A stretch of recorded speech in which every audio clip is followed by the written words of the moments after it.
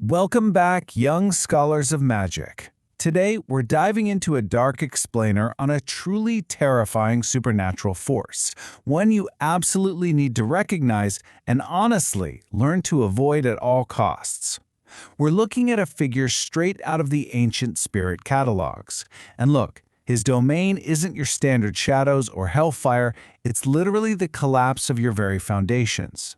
So listen closely, okay? Because the lessons we covered today might just save you when the ground actually starts shifting beneath your feet. Let's get into it. Think about this for a second. The second gate did not open with a roar. It opened with footsteps. Men who had sworn never to return were found walking back through the eastern road at dawn, their boots filled with river mud and their mouths speaking languages they had never learned.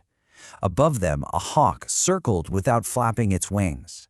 Beneath the bridge, a crocodile waited with the patience of old stone, and seated calmly upon its back was a fair old man who smiled as if every escape had always belonged to him. Pretty chilling, right? Section 1, The Legend of Agares. Let's build out this historical profile. Okay, let's dive into this. If we treat these ancient texts as a cautionary legend of unresolved motion, we really need to nail down the foundational lore first. In the traditional Ars Goetia, Agares is actually listed as the second spirit. He's a duke under the power of the East, and he commands a whopping 31 legions. But here's the thing. He isn't just some mindless monster lurking in the dark. Not at all. He's this highly disciplined, dawn-shied figure who introduces pure action and instability into our world. Basically, Agares is the demon of forced movement. He is the pressure placed right on top of order itself. When he shows up, people who are standing still are suddenly driven to run, the lost are yanked back, and stable things, well, they just start to crack. Moving on to Section 2, The Crocodile and Hawk. Let's talk about predatory extremes. Now, what's really interesting about this slide is how his physical appearance masks a totally inescapable trap. Look at the contrast we've mapped out here. It's literally a perfect vertical trap. Up above, sitting on his fist, is the goshawk. That represents air and height. It gives him this predatory surveillance and the elite speed of an aerial hunt. Then right beneath him, you have the crocodile, representing water, mud, and low places. That's pure, ancient, armored instinct and the sudden danger of a swamp ambush. So think about it. With the crocodile hunting from below and the hawk surveilling from above, no runaway is ever truly safe. He completely dominates both the sky and the depths. And sitting right smack in the middle of these two predatory extremes is Agares himself, looking like, well, just a fair old man. This is a crucial paradox you have to grasp. His immense power is hidden right behind extreme courtesy. He projects this deceptive gentleness, speaking super politely and calmly. There's no wild, thrashing monster movie violence here, guys. It's violence mastered into ceremony.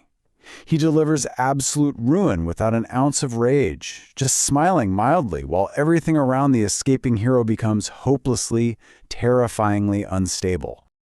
Which brings us to Section 3, Guide for the Lost. Let's look at this concept of unresolved motion. So, Agares holds this weird, paradoxical dominion over characters who are desperately trying to flee their pasts. He acts as a dark guide for the lost, but, spoiler alert, not one that leads to salvation. If you try to run from your fate, this right here is the terrifying inevitability of your journey. First, you've got the flight, where the fugitive tries to just leave it all behind. But almost immediately comes the hawk's shadow.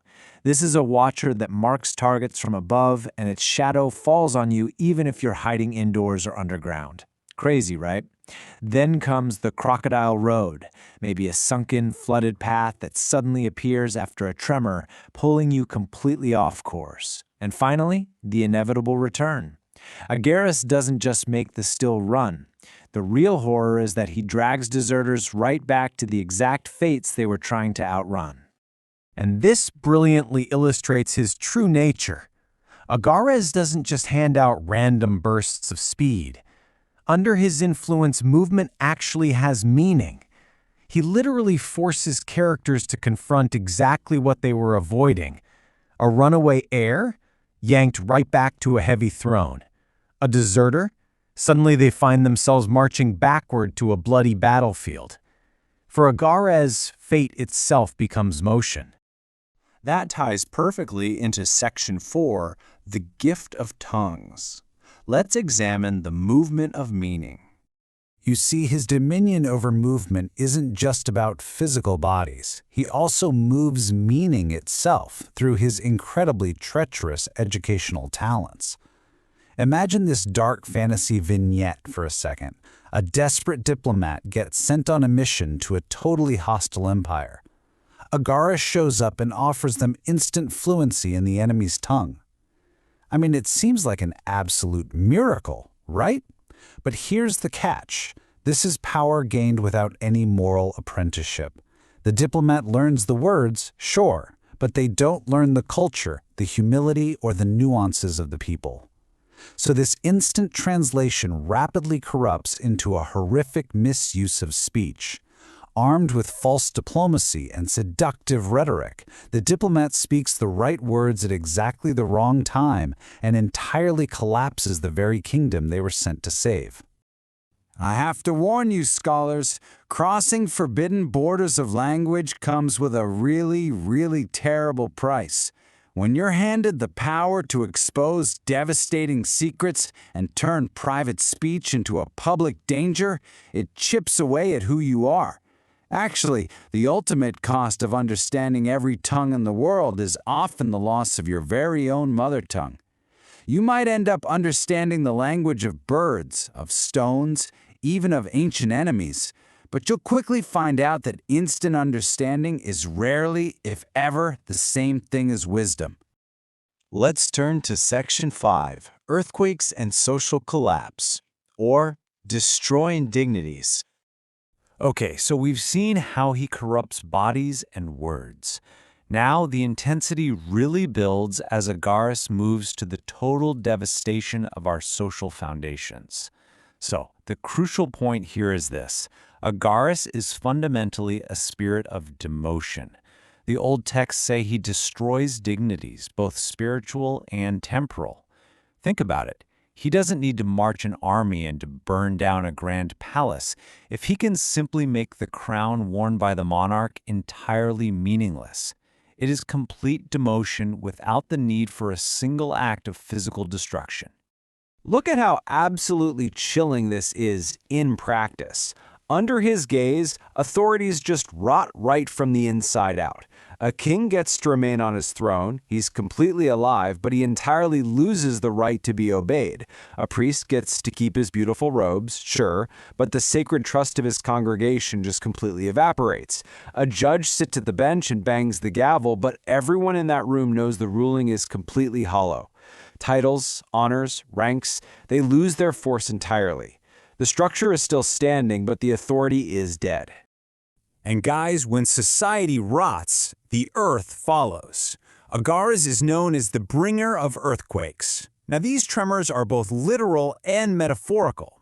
It's the literal cracking of the earth beneath your feet, the ground just refusing to remain stable. But it's also the metaphorical exposure of deeply buried institutional secrets. When a belief system loses its foundation, when a whole city is forced to suddenly remember the crimes buried beneath its cobblestones, that is Agares at work. He is literally the Duke of the Crack that appears right before the whole structure falls. Finally, Section 6, a warning to scholars. Time for our final tactical breakdown. We've hit the peak of our study today. You have seen his mounts, his gifts, and his brand of destruction. Now, let's move to and see how this builds into the ultimate symbolic formula that you absolutely must commit to memory. Agares equals movement, plus language, plus demotion, plus rupture. He pushes bodies that just want to stay still. He translates boundaries that were meant to be kept strictly secret. He ruins prestigious titles without spilling a single drop of blood, and he cracks the very foundations you stand upon. To quickly summarize his character dossier, he is soft-spoken, kind of teacher-like, but relentlessly patient. His core desire is to return all things to their appointed place, even if that place happens to be total ruin or judgment. He literally feeds on your shame, your fear, and your unresolved avoidance. But here is his weakness. He loses all his leverage against a soul that just refuses to flee. He is weak against characters who return willingly, who speak honestly, and who willingly abandon their false dignity before he even gets the chance to strip it from them. So, I leave you with this question, young scholars of magic. When the hawk is circling above, when the river mud starts seeping into your boots, and when the temptation to just run away from your fate threatens to consume you, do you possess the true stillness required to deny him leverage? Think carefully on this, because running away might just be the very thing that brings you right back to his feet.